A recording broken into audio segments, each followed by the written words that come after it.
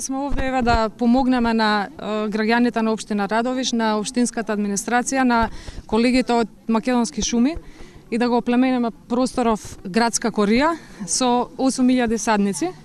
Знаеме дека глобално затоплување, климатски промени и се останато предизвикуваат значителни проблеми, па може да се каже и штети за економиите, еве да речем, и ова е еден од начините да ги спречиме истите, значи и да придонесеме за поздрава и по-благородна, да речеме, животна средина.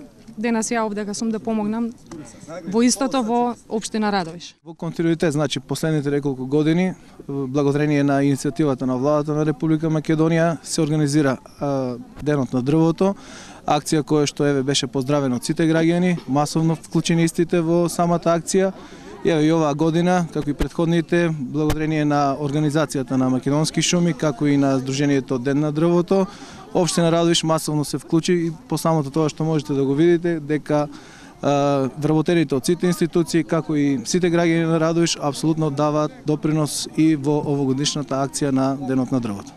Поздравувам акцијата Ден на дрвото што денес се одвива и во општина Радовиш. Како што гледате и покрај врнежливото време, сепак акцијата е масовно посетена, имајќи во предвид дека и Република Македонија, но и општина Радовиш не ја надминуваат природните катастрофи и климатските промени, засадувањето на дрвце е од голема важност и за зачувување на природата и за прочистување на воздухот. Од тука ја поздравувам акцијата, ја поддржувам и еве се приклучив и јас кон неа.